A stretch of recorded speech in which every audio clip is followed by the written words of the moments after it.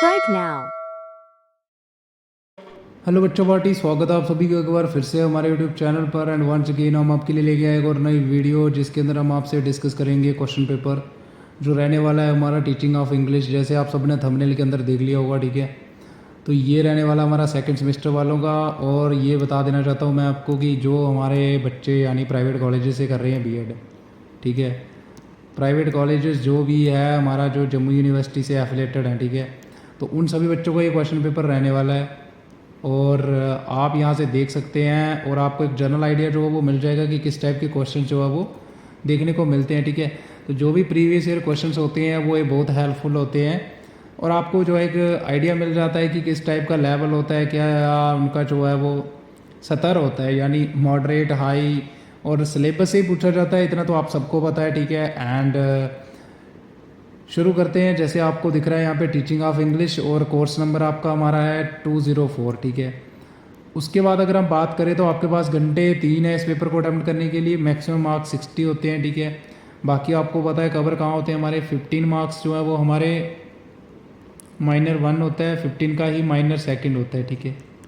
और 10 जो है वो हमारे सेशनल वर्क के होते हैं, ये आप सबको पता है। उसके बाद ये लिख रखा है कुछ इन्होंने नोट किया, अटेम्प्ट 5 क्वेश्चन इन आर, सारे के सारे कर रहे हैं 5 आपको।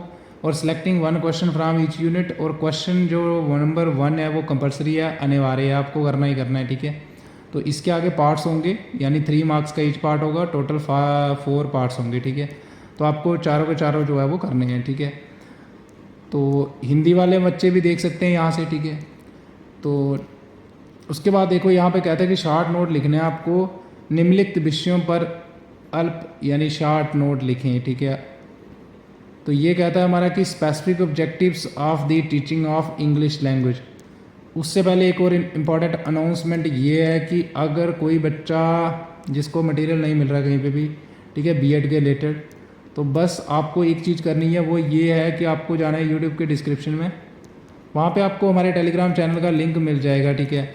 उस लिंक पे टैप करो एंड सीधा वो आपको लेके जाएगा हमारे टेलीग्राम चैनल पे।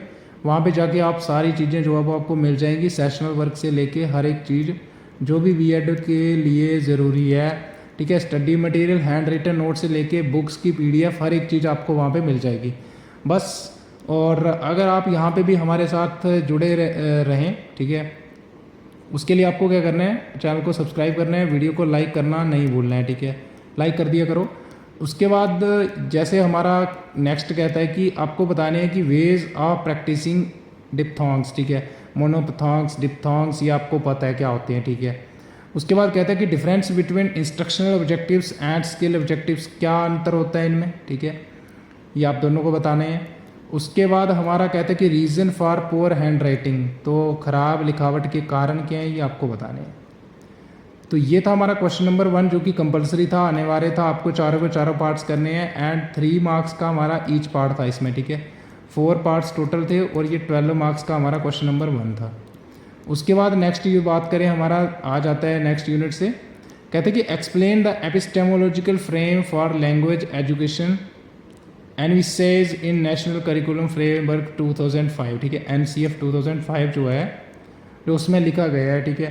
तो उसके बारे में आपको करना। एपिस्टेमोलॉजी क्या होती है, आप मुझे कमेंट सेक्शन के अंदर ज़रूर बताओगे, ठीक है। एक्सियोलॉजी क्या होती है, एपिस्टेमोलॉजी क्या होती है। इसके साथ आपकी आएगी चॉइस, ठीक है। कहता है कि discuss the importance of teaching of English as a language in India with reference to Jammu and Kashmir. तो जम्मू एंड कश्मीर को रेफर देते हुए, ठीक है, आपको बताना है, यानी इसके संदर्भ में क्या इंपॉर्टेंस है, इसका क्या महत्व है teaching of English as a language in India, ठीक है, ये आपको बताना। फिर हमारा आ जाएगा नेक्स्ट यूनिट से क्वेश्चन, यहाँ से भी आपको 2 आए होंगे एंड आपको कोई एक करना है, ठीक है। जैसे अगर हम यहाँ पे बात करें, कहता है डिफाइन मार्फोलॉजिकल स्ट्रक्चर्स क्या होते हैं, ठीक है। Explain the types of morphological structures with suitable examples आपको देनी है। यहाँ पे अगर हम बात करें तो डेफिनेशन हमारी जो है वो 4 मार्क्स की है, ठीक है। और जो नेक्स्ट है इसकी टाइप्स वो हमारी 8 मार्क्स की है। उसके बाद हमारा इसके साथ चॉइस आएगी, कहता है कि explain the structuring and use of operative and exclamatory sentences, ठीक है। तो ऑपरेटिव भी होते हैं या ऑपरेटिव बोलते हैं इनको हम, ठीक है, इसको आप करेक्ट कर सकते हो। तो ऑपरेटिव सेंटेंसेस क्या होते हैं या एक्सक्लेमेटरी सेंटेंसेस क्या होते हैं, ये आप दोनों को पता है।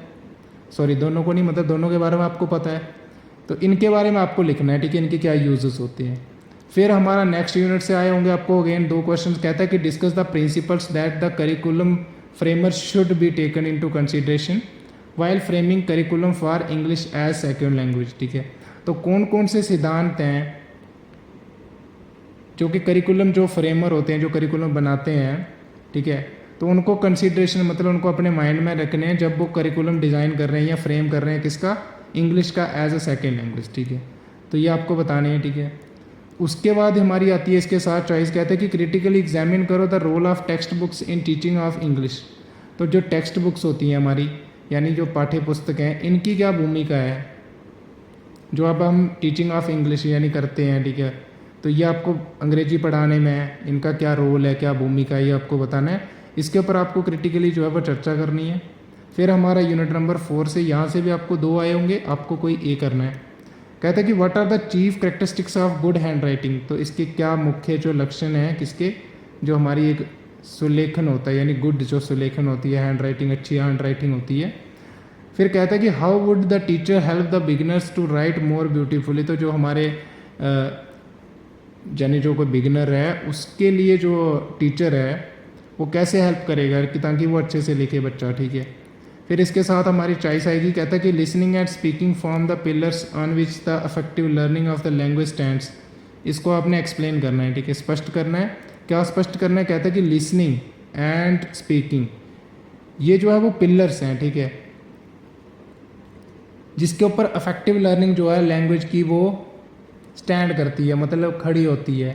तो इसके बारे में आपको बताना है कि कैसे। अच्छा, आप मुझे बताओगे कि रिसेप्टिव स्किल्स कौन सी होती हैं, ठीक है।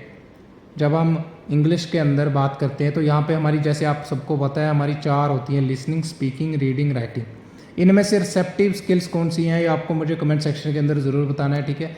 And this is also very important, ये जो मैंने आपको क्वेश्चन पूछा है सीटेट के रिलेटेड बहुत इंपॉर्टेंट है, ठीक है। तो जो भी बच्चे सीटेट की तैयारी कर रहे हैं उनको हमारा दूसरा चैनल जो है वो ज्वाइन कर लेना, वहाँ पे आपको हैंड रिटन नोट्स मिल जाएंगे, ठीक है, सीटेट के, ठीक है। और बहुत आसान पेपर होता है सीटेट का, इतना टफ नहीं होता है, आप सबको पता है। बाकी अच्छे से पढ़ो क्योंकि वहाँ पे लैंग्वेज आपकी आनी ही आनी है, ठीक है। इंग्लिश लैंग्वेज जो है वो चाहे आप लैंग्वेज 1 सेलेक्ट करो या 2 करो, आपको दोनों के अंदर वहाँ पे लैंग्वेज आएगी ही आएगी, ठीक है। चाहे आपकी लैंग्वेज 1 इंग्लिश है या लैंग्वेज 2 इंग्लिश है, ठीक है। तो अच्छे से करो जो अभी आप पढ़ रहे हो इंग्लिश के अंदर, कि कौन कौन से मेथड्स होते हैं, ऑब्जेक्टिव्स क्या होते हैं, ये सारी चीज़ें आपको अच्छे से करनी है, ठीक है। तो ये था हमारा कंप्लीट क्वेश्चन पेपर जो मैंने आपसे डिस्कस करा, ठीक है। तो ये था हमारा टीचिंग ऑफ इंग्लिश, ठीक है, सेकेंड सेमेस्टर बीएड। जो भी बच्चे हमारे बीएड कर रहे हैं प्राइवेट कॉलेजेस से, जैसे मैंने आपको बताया, जो कि एफिलिएटेड होते हैं, आप सबको पता है जम्मू यूनिवर्सिटी के अंडर है सारे के सारे, ठीक है। JNK के अंदर 2 ही कॉलेजेस हमारे जो है वो गवर्नमेंट हैं, ठीक है। तो अगर गवर्नमेंट कॉलेज से भी कोई बच्चा यहाँ पे है जो इस वीडियो को देख रहा है, तो उनके लिए भी वहाँ पे मटेरियल जो है वो हर चीज़ जो है वो अवेलेबल है, ठीक है। सो आज के लिए इतना ही, मिलते हैं अगली वीडियो में, तब तक के लिए have a good day and bye bye. Do subscribe. Press the bell icon.